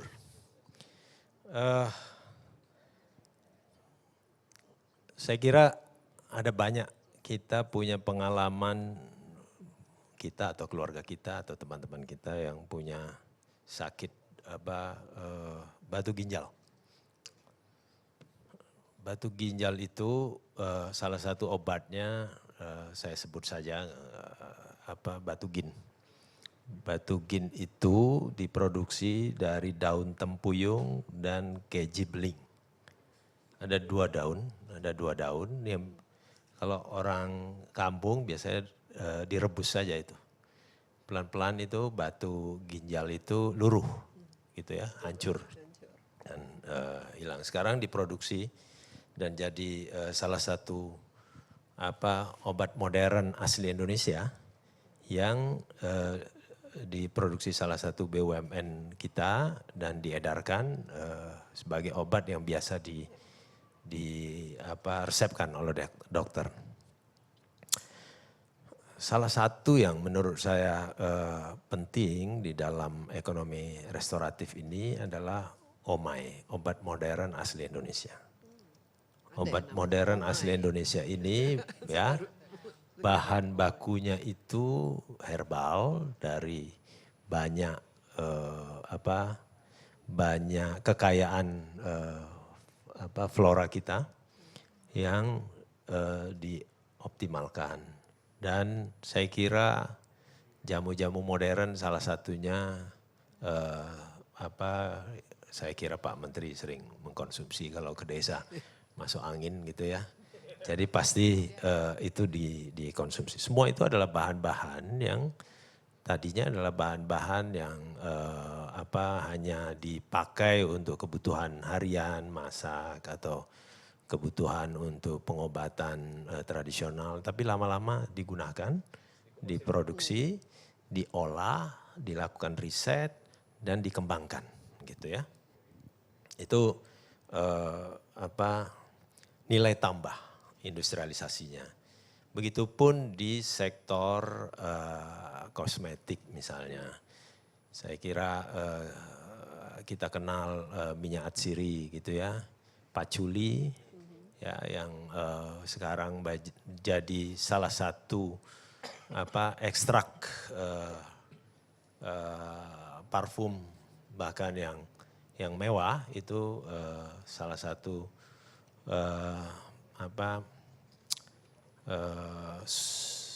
sumber dari harumnya adalah patchouli dan kita tahu sumbernya dari mana gitu ya, dan semua itu adalah kekayaan alam yang kita punya. Kementerian Perindustrian itu bicara ada 3 lah paling tidak dan 4 ya, 4 lah. 1 bahan baku, yang kedua bahan penolong, ketiga barang jadi, yang keempat adalah teknologi. Gitu. Nah, yang tadi saya sebutkan adalah bahan baku. Kalau minyak jelantah, ya minyak jelantah hari ini ya itu Pertamina kesulitan untuk mengkoleksi minyak jelantah kita. Minyak jelantah kita itu diekspor itu volumenya 3,9 juta ton. Terbesar ke Vietnam. 2,9 juta ton. Kemudian ke Cina 1 juta, lalu sisanya ke Filipina gitu. Padahal itu adalah bahan untuk aftur, bioaftur. Ya. Nah, ini peluang-peluang ekonomi restoratif yang kelihatan di depan mata. Sekarang jadi harus lebih banyak makan gorengan. Bukan, justru ini dari dapur-dapur MBG. Dapur-dapur MBG ini dikoleksi, per liternya itu kira-kira nilainya antara 8-9 ribu. Dikoleksi hampir setiap hari, seminggu sekali gitu oleh pengepul, lalu dikirim ke pengepul besar untuk proses ekspor. Menariknya eksportirnya ini bukan orang Indonesia. Eksportirnya ini salah satunya adalah perusahaan dari Malaysia. Nah, betapa menariknya peluang-peluang semacam ini untuk kita naikkan menjadi nilai tambah untuk industrialisasi. Nah, Mbak Desi, saya kira di desa sangat banyak dan terutama adalah untuk kita olah menjadi bahan baku. Bahan baku kita untuk obat yang kimia itu 90% impor. 90% impor. Misalnya paracetamol gitu ya, itu fenol maupun kuminnya itu diimpor. Nah, fenol dan kumin ini kan dari minyak bumi, diolah gitu ya. Nah, minyak bumi kita kan dibatasi lebih banyak untuk energi. Padahal bisa bahan baku untuk petrokimia yang dipakai untuk farmasi salah satunya. Nah, tetapi kalau kita mau agak sedikit panjang, itu kita bisa buat biokumin dan biofenol itu dari turunan kelapa sawit sebenarnya. Nah, di sini yang kita harus banyak menggali kemungkinan bahan baku yang bisa dihasilkan dari desa, dari kekayaan flora kita. Semoga misalnya bukan kelapa sawit tapi yang lain, nggak apa-apa. Yang penting bisa menciptakan bahan baku agar substitusi impornya bisa kita lakukan, kita siapkan. Begitupun bahan penolong. Termasuk tadi misalnya tadi Pak Daud menyampaikan mengenai pakan ternak segala macam. Saya kira ini jadi concern Tadi ada kita bersama yang mengenai ya. peternakan babi Betul, itu tadi. betul. Itu kami akan tindak lanjuti. Mudah-mudahan kita bisa geser karena di Papua kita bisa mendorong satu pabrik pakan ternak yang mungkin tahun ini bisa beroperasi. Mudah-mudahan di NTT bisa kita lakukan dari bahan-bahan yang bisa dikoleksi dari sekitar. Nah, Bapak Ibu semua yang saya hormati, kami di Kementerian Perindustrian juga memiliki fokus tahun ini mengenai industri kecil dan industri desa. Industri kecil dan industri desa ini, ilustrasi untuk industri desa ini adalah hari ini ada 400.000 bengkel otomotif dan bengkel las di seluruh Indonesia. Nah, bengkel-bengkel ini adalah workshop yang penting untuk industrialisasi di tingkat desa. Yang bisa memproduksi beberapa peralatan yang sederhana, cepat pakai, dan bisa digunakan secara luas. Misalnya alat-alat pertanian sederhana. Itu kami sedang menyiapkan untuk melibatkan sebanyak mungkin bengkel-bengkel yang bisa menjadi workshop alat-alat pertanian. Tentu saja ini semua harus dihubungkan dengan industri besar. Dalam hal ini mungkin di desain produk dan standar gitu ya. Kemudian kami juga ingin dukungan yang besar dari segi pembiayaan. Kami susun sebenarnya sudah disetujui bersama World Bank untuk on landing industri hijau agar ini bisa digunakan tidak hanya oleh industri besar tapi juga industri kecil dalam pelaksanaan standar industri hijau. Dan World Bank sudah berkomitmen, hanya saja dalam pelaksanaan on landingnya masih memerlukan waktu karena tahun 2027 rupanya sudah penuh, jadi baru bisa dilaksanakan 2028. Namun B2B-nya ini bisa segera dilaksanakan. Kami sedang menunggu penyelesaian Permen Perin dan dokumen penunjang lainnya. Jadi mudah-mudahan akhir tahun atau tahun depan sudah bisa dilaksanakan pembiayaan industri hijau melalui GISCO. Yang berikutnya ada juga KIPK, Kredit Industri Padat Karya. Kredit Industri Padat Karya ini memiliki kuota sekitar lebih dari 500 miliar. Bisa digunakan oleh industri apapun yang padat karya, sektornya ada 6, kami akan minta untuk diperluas sektornya dengan minimal maksimal tenaga kerja itu 25 orang. Jadi ini salah satu yang menurut saya bisa kita lakukan dukungan terhadap ekonomi restoratif. Dan yang terakhir barangkali, apapun ceritanya adalah kita butuh pasarnya. Kalau nggak ada pasar, nggak akan ada produksi. Demand-nya itu harus kita. Tadi saya didatangi ibu-ibu dari Tapaluni Utara yang memproduksi ulos, itu mereka punya 6.300 pengrajin, penenun. Itu besar. Perempuan. Semua perempuan. Saya tanya berapa produksinya gitu. Mereka belum bisa menjawab.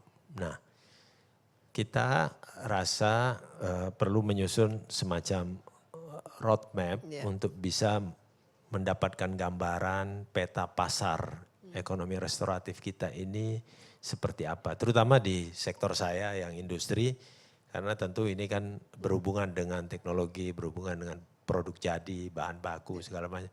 Ada hitungan-hitungannya Mbak. Hitungan-hitungannya ini kan angka-angka semua yang tentu kita juga akan lihat sampai di mana di pasar nanti hasilnya dan angka-angkanya.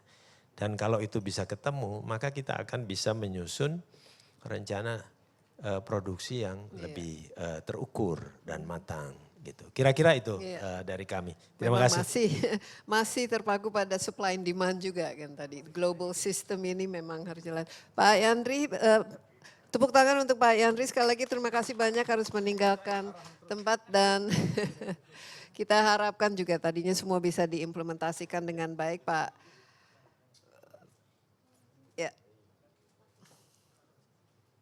Ya, jadi Pak Faisal, ini ke depan ekonomi restoratif ini seharusnya bisa dalam roadmap untuk khususnya industri hijau ini bisa masuk kan harusnya? Sangat bisa karena saya kira basisnya jelas. Ya. Ini adalah ekonomi yang berkelanjutan dan tentu sangat sejalan dengan kebijakan kami di Kementerian Perindustrian. Di Kementerian Perindustrian itu ada namanya Pusat Industri Hijau. Salah satu produk yang selalu ditekankan itu adalah supaya industri, termasuk industri besar, ini patuh dengan standar industri hijau. Dan industri hijau ini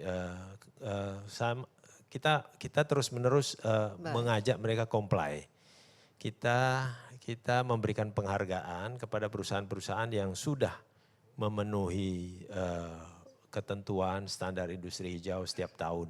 Dan kita jadikan mereka semacam lighthouse untuk menjadi contoh bagi industri-industri yang lainnya. Baik, berikutnya dari Dirjen Perhutanan Sosial Kementerian Kehutanan ini ada Bu Catur, Bu Eeng ya. Kita lihat sebenarnya perhutanan sosial ini kan menurut saya itu salah satu kebijakan yang luar biasa mendukung ya masyarakat lokal karena memberikan ruang kepada masyarakat untuk mengelola sumber daya alam tentu saja dengan cara-cara yang berkelanjutan. Kira-kira dari kerangka ekosistem ekonomi restoratif ini apa yang bisa kita dukung atau ciptakan sehingga masyarakat setempat khususnya perempuannya itu mereka bisa level up lah tadi disebut oleh Wamen PPPA dalam mengelola sumber daya alam di daerah perhutanan.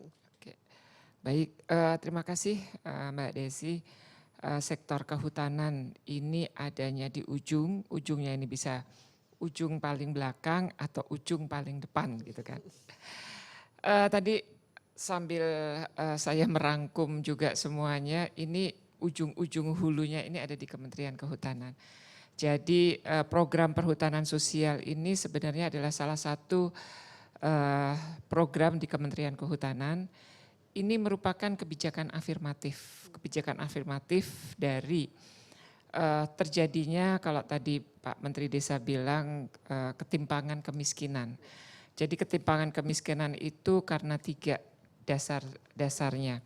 Yang pertama adalah ketimpangan akan akses lahan, kemudian yang dari pembicaraan ini tadi saya melihat adalah rendahnya kapasitas, dan yang ketiga ini adalah rendahnya akses akan pasar ataupun modal. Nah, untuk itu program perhutanan sosial ini menghadapi ketimpangan ekonomi tersebut dengan programnya, program perhutanan sosial.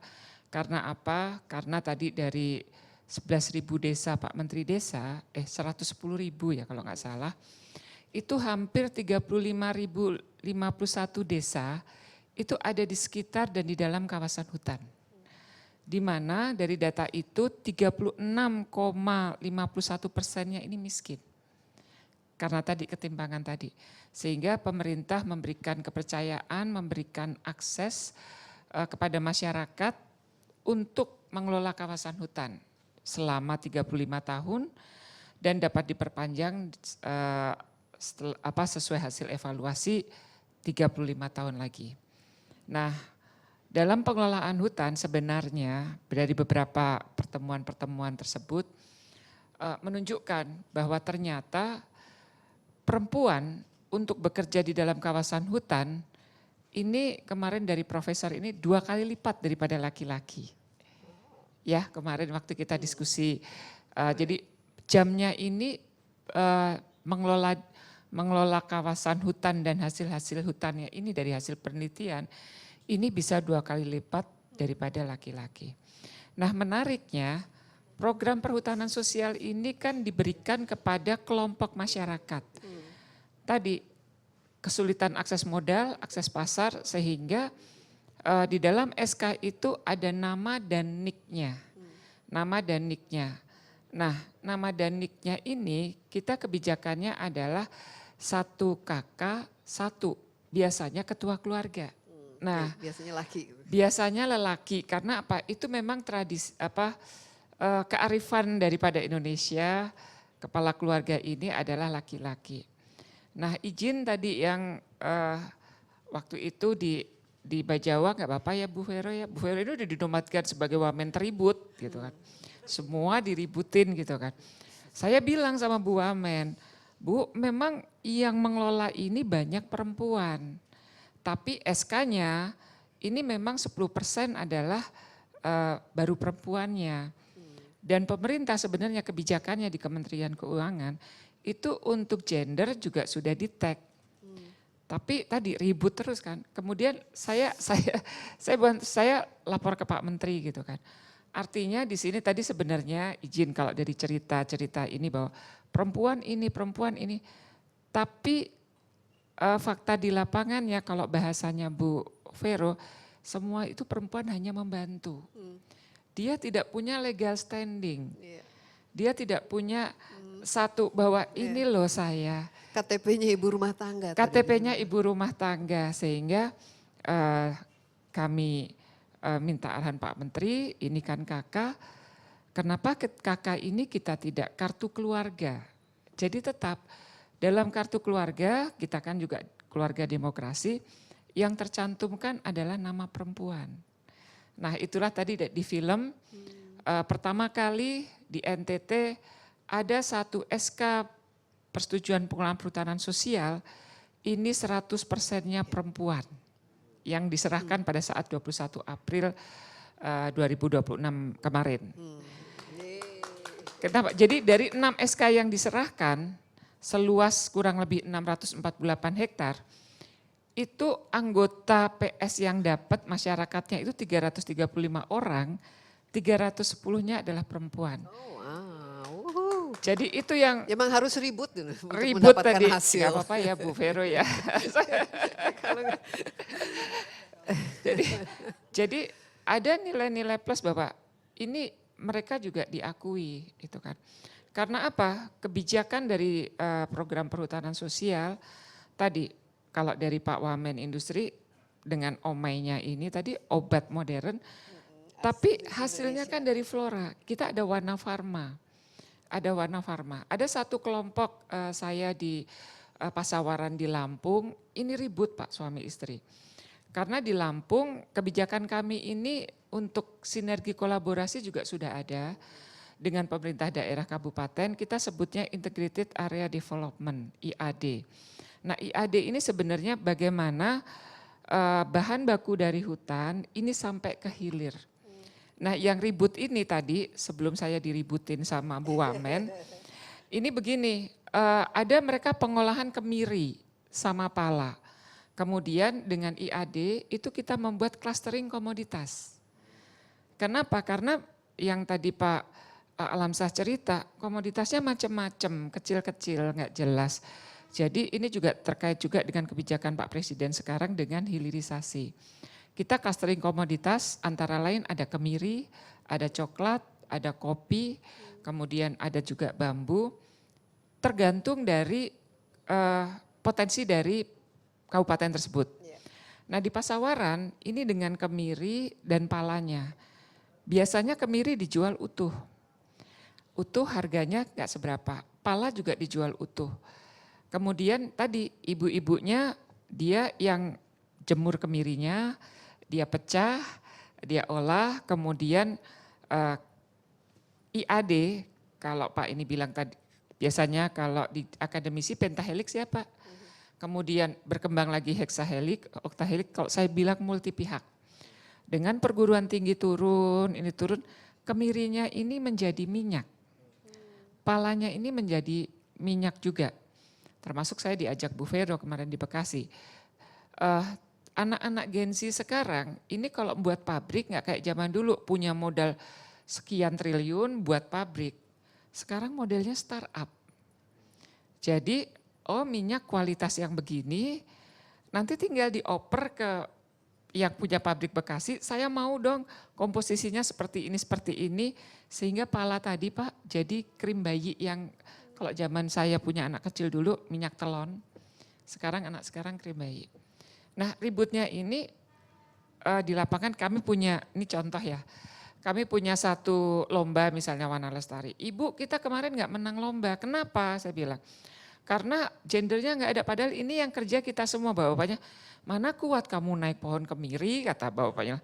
Ini tapi kalau kemiri diambil, siapa yang jemur, siapa yang ini kami kan semuanya, yang mengerjakan kami. Itu, nah dari situ juga menjadi masukan buat kami bahwa perempuan, individu itu juga butuh satu kepastian dia legal standing bahwa mereka diakui. Nah itulah kami juga dengan PS kita membentuk kelompok usaha perhutanan sosial. Artinya tadi begitu pemegang persetujuan, potensi usahanya apa? Ketika obat-obatan berarti KUPS obat-obatan. Nah itu untuk sebelum ada ibu ribut ini, itu kita SK-kan sendiri. Terus saya bilang oke, untuk keperluan lomba SK-nya ini harus legal. Legal artinya ini ditandatangani oleh kepala desa. Nah dalam perkembangannya kesempatan itu kita mau akhirnya bisa dengan dinamika yang luar biasa, pengertian ke suami, ke istri, ini akhirnya perempuan mendapatkan SK. Karena apa? Dengan SK perhutanan sosial, tadinya masyarakat miskin di sekitar dan di dalam kawasan hutan, itu kan tidak bankable. Tidak ada yang diagunkan ke Himbara, ke OJK. Tapi karena ini menjadi program nasional dengan menunjukkan SK, ada nama dan NIK, dia bisa mengajukan untuk pinjaman. Dan begitu nama dan NIK-nya ini perempuan, ini hitung-hitungannya detil. Hitung-hitung, karena kalau ya namanya bapak-bapak udah dapat bukannya beli bibit, Pak beli motor, beli rokok, akhirnya nggak jadi. Bahkan kalau cerita keberhasilan program perhutanan sosial di daerah Garut, ada satu ibu-ibu juga akhirnya menjadi ketua kelompoknya, ketua KUPS-nya di Garut dengan kopinya.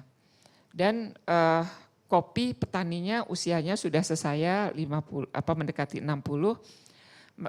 Mereka tidak tahu bagaimana petik merah, cherry red, kemudian diolah menjadi green bean, kemudian di roasted menjadi barista.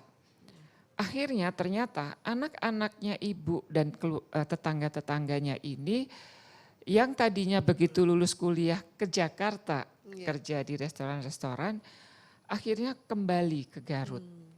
Dan dia mengelola bahkan di Garut tadi dengan kekuatan kabupatennya juga ada salah satu sekolah kopi yang ada Pak Oji di sini, ini mendidik generasi muda. Ada juga dengan lulusan ITB menanam jeruk di situ. Jadi artinya ini dengan IAD ini ada satu hub. Dengan menanam jeruk, dia kumpulkan yang anak-anak muda tadi Mbak Desi bilang dengan konten kreator, akhirnya mereka nggak ke kota. Bahkan si ibu bilang gini Bu Endah, Bu Eeng, ini 3 anak ini kemarin 2 tahun kerja di Jakarta habis buat ongkos. Kemarin mereka bisa umroh dengan biaya sendiri. Wow. Wah saya merinding sekali itu. Luar Itu biasa. cerita bagaimana anak-anak muda ini tadi kembali untuk bertani. Jadi melalui program perhutanan sosial dengan IAD-nya tadi, dengan klaster komoditas, ini permasalahannya adalah bagaimana di tengah dan juga di hilir. Ada salah satu juga dan ini peran pimpinan daerah menentukan. Seperti salah satu di Bulungan. Pak Bupatinya bilang ke saya itu punya kawasan hutan yang luas dan mayoritas ditanami coklat. Coklat ini dikirim ke Malaysia dengan harga rendah. Habis itu dikirim balik berupa Milo. Milo Malaysia, pasti pada suka semua kan ya. Harganya tinggi, kenapa bisa terjadi seperti ini? Nah dengan IAD kita mencoba mendekatkan industri berbasis masyarakat. Pak Bupati coba buat pabrik di APL-nya, seperti itu. Dan dengan IAD saya bilang, tadinya petani kami nggak mau dengan coklat saja. Bu, karena petani hutan, kami kalau kena hama kami nggak tahu harus bagaimana. Ini sektor lain harus turun. Kemudian akhirnya terjadilah tadi IAD yang Bulungan. Luar biasanya sekarang dari hasil-hasil hutan, Pak Bupatinya buka outlet Mbak di Sarinah kemarin April. Artinya bagaimana ternyata konsep hulu hilir itu bisa dicapai dan yang menarik adalah tidak semuanya harus, saya sepakat tadi dengan Pak Alamsa, tidak semuanya harus industrialisasi besar. Kalau memang tadi di Labuan Bajo kecil, ya cukup se-NTT, nanti itulah khasnya NTT. Karena apa? Nanti kalau tidak, nanti akan memindahkan tadi kearifan lokalnya, ininya muncul masalah baru. Tapi memang itulah kalau saya bilang keunggulan Indonesia kita, Indonesia Raya dengan Bhinneka Tunggal Ika, ini harus muncul potensi-potensi yang dari setiap komoditas ini. Dan dari hasil penelitian kata data dengan program perhutanan sosial ini muncul 20% jenis pekerjaan baru. Karena tadinya kan mereka petani. Tiba-tiba anaknya menjadi konten kreator. Yang tidak bisa digantikan AI nanti. Tidak bisa digantikan AI.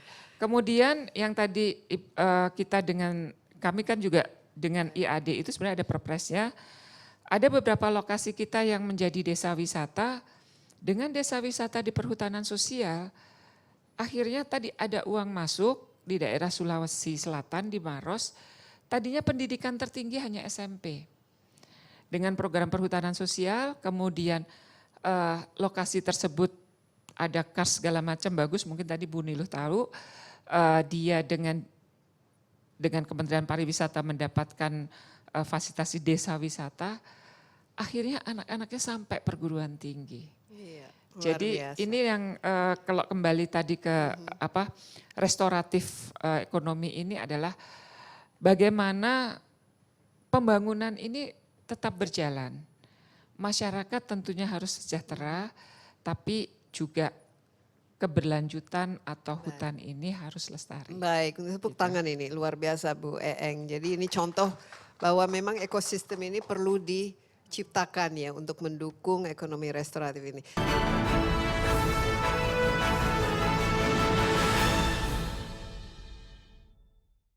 In association with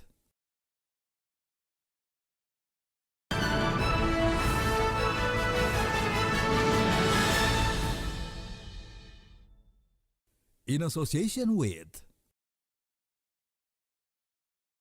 Nah terakhir ini saya minta kepada Alam Sebagai pemantik kita, saya minta juga sebagai penutup dan memberikan what next-nya dan kira-kira lessons learned-nya serta apa yang kita bisa pelajari dari diskusi kali ini. Silakan. Terima kasih Singkat Desi. saja, Pak. Saya usahakan agak cepat karena tadi inspirasinya banyak sekali. Harus Highlight disebut. sih. Yang dimulai dari kata dari Pak Yandri tadi, dari desa membangun Indonesia ya, tapi dikasih notes di situ jangan dengan pendekatan yang mendegradasi potensi yang ada gitu. Nah kemudian secara akademik oleh Pak Daniel tadi dibilang yang diperlukan itu adalah ekosistem ekonomi restoratifnya. Apa itu? Mulai dari rantai pasok yang fair atau adil gitu ya, yang tidak ekstraktif. Kemudian akses pembiayaan, infrastrukturnya juga, teknologinya juga bukan teknologi yang langsung high tech begitu, tapi yang dibilang oleh Pak Faisal tadi contoh-contohnya, dan kelembagaannya yang tidak boleh lupa. Kenapa?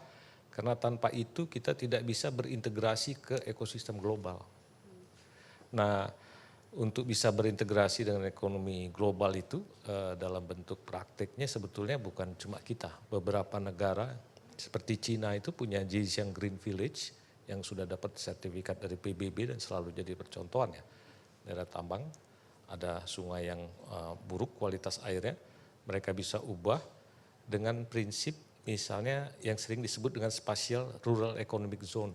Sebetulnya kalau Pak Yandri masih ada itu menarik jadi tagline-nya desa, mengambil Spatial Rural Economic Zone ini, kawasan ekonomi khusus untuk pedesaan, itu dia menggunakan strategi yang disebut 1+2+3.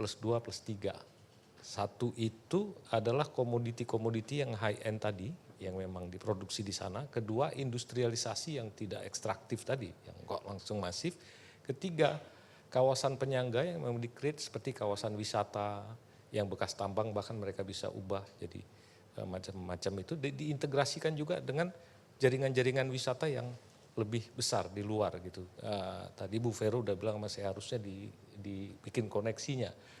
Nah itu sekarang jadi inspirasi keberhasilan Cina itu untuk ditiru di beberapa negara ya. Walaupun seringkali nggak gampang itu karena tiap negara juga punya problem masing-masing. Tapi kita, saya lihat sudah mulai punya banyak potensi untuk bisa sampai ke sana. Gitu. Saya agak optimis sebetulnya. Nah kemudian perlu dukungan teknologi dan sistem informasi untuk memastikan integrasi dia ke sistem ekonomi global ini. Satu misalnya kalau mau menerapkan single origin, salah satunya ya, gimana kita mau memastikan tagging sistemnya kalau Komdigi bilang, oh di sana BTS-nya belum ada. Jadi ya itu kawasan hutan, tapi ini perhutanan sosial. Ya kita nggak membayangkan, kita bayangkan cuma pohon-pohon di sana. Jadi bukan prioritas. Nah yang begitu tuh akan sering terjadi nanti ketika kita mendorong. Bagaimana mau mempromosikan pariwisata yang restoratif, sebilang Bu Nilu tadi, kalau jaringan digitalnya nggak ada, anak-anak muda sekarang memang bisa jadi tenaga marketing yang baik, tapi kalau nggak bisa akses, itu kan repot ya salah satu. Nah mungkin itu salah satu PR kita nanti, bagaimana perempuan bukan hanya sebagai motor tadi dibilang Bu Vero, tapi juga secara sosial dan ekonomi juga mendapatkan perlakuan yang adil. Contoh-contoh untuk mendapatkan perhutanan sosial yang bukan atas nama, betul-betul yang akan menggunakannya itu baru sekarang terjadi. Itu pun karena dirjen kita ternyata seorang perempuan. Kalau enggak mungkin nggak dapat saya. Kalau saya jangan-jangan itu nggak penting gitu. Itu yang juga dapat. Topeng sama saya. Ya itu nanti kita akan sampai ke perannya Bu Vero nanti. Nah kemudian wisata restoratif ini menarik. Fakta di lapangan itu juga peran perempuan penting. Mereka bisa menjelaskan kepada para tamu dengan baik. Ya gimana kalau ibu-ibu kan hari-hari dia harus tahu anaknya satu persatu dan cara berkomunikasinya yang beda-beda. Kalau bapaknya kan pokoknya dia sampaikan selesai serahkan ke ibunya. Kalau keluarga yang masih tradisional biasanya begitu. Tapi juga yang saya menarik tadi dari Bu Nilu, ternyata mereka lebih care untuk menjadi penjaga tradisi. Itu juga satu value ya. Kalau kita mau ngomong wisata restoratif, tidak punya aspek tradisi yang terjaga, ya nggak restoratif.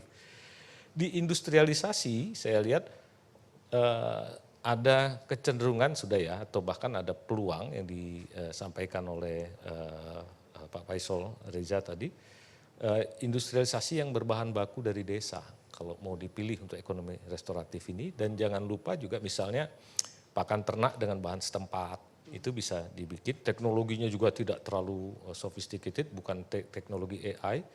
Terus bengkel-bengkel desa itu mulai akan bermunculan. Bagaimana kita mau bangun bengkel desa kalau daya beli petaninya jelek, alat-alat traktornya siapa yang mau beli gitu ya. Dan kalau dibikin, atau bukan traktor lah, alat-alat yang efektif. Nah, tapi catatan yang paling penting dari Pak Faisal, kita harus hitung kebutuhan pasar ekonomi restoratif itu, oleh karena itu kita harus punya roadmap. Nah ini dia nih, kita udah sampai pada roadmap. Terakhir yang menarik dari Ibu Catur adalah perhutanan sosial dan ekonomi restoratif. Ternyata perempuan lebih produktif 2 kali, lagi-lagi ya. Jadi saya lihat akibat ketidakadilan statistik, kita harus kasih tahu kepala BPS kita sekarang perempuan, tapi statistik kita ternyata tidak ramah gender, gitu ya. Itu nanti Bu Vero kerja siapa yang iya, dapat biar Bu Vero nanti yang akan rewelin. Iya, ternyata itu. Nah, banyak produksi hasil hutan yang terbukti bernilai tambah tinggi ketika diolah dengan lebih lanjut gitu ya, diolah. Jadi tadi hasil hutan ternyata bukan cuma tanaman monokultur gitu kayak coklat dan sebagainya, yang kemudian ketika dia diekstraksi bisa punya nilai tambah tinggi. Di NTT saya kemarin dilihat macam-macam umbi yang kalau dia diolah tepungnya jadi luar biasa gitu ya. Apalagi udah pakai tagline single origin. Nah, saya jadi teringat salah satu pemikir yang bilang bahwa ideas are worth nothing. Jadi ide-ide itu tidak terlalu bermanfaat katanya, unless executed, kecuali dieksekusi. Nah masalahnya eksekusi itu memerlukan kolaborasi. Kalau saya kasih catatannya apa yang harus kita lakukan, 2 hal, kita perlu roadmap dan perlu rumah kolaborasi. Siapa yang menjadi kepala rumah tangga kolaborasi ini harus yang paling rewel. Ya, harus yang paling ribut. Yang paling ribut. Bayangkan kalau kita mau mengakses pasar, mau mengakses informasi yang disampaikan oleh Pak Faisal tadi, orang kan cukup masuk dalam satu area dan dia bisa mendapatkan satu informasi yang baik dan dia bisa didorong. Saya sih tampaknya akan semakin yakin kalau tempat ini ditaruh di tempatnya Bu Vero. Makasih. Baik, tepuk tangan. Yang saya tangkap, terima kasih banyak, adalah semangat untuk membuat ekonomi restoratif ini menjadi istilahnya program nasional ya, dengan kebijakan yang selaras dengan kebutuhan tadi, kebutuhan lokal dan juga kebutuhan gendernya, perempuan dan lain sebagainya. Terima kasih banyak kepada para narasumber kita, Pak Alam, Bu Vero, Pak Daniel dan juga Bu Eeng dan Pak Faisal, dan juga kepada rekan-rekan kita yang sudah meninggalkan tempat, Pak Menteri dan juga dari Wamen Pariwisata. Ya demikian The Big Idea Forum kali ini. Seperti saya selalu katakan, kunci dari kebijakan yang bisa diimplementasi, karena kuncinya itu memang implementasinya itu adalah kolaborasi. Dan disinilah forum-forum dialog seperti ini sangat-sangat berguna, dan semoga apa yang lahir di sini bisa diterapkan, bisa diimplementasikan, karena ini akan membuat perekonomian Indonesia lebih kuat lagi. Sekali lagi terima kasih atas perhatiannya. Saya Desi Anwar, sampai jumpa di The Big Idea Forum berikutnya. Bye-bye.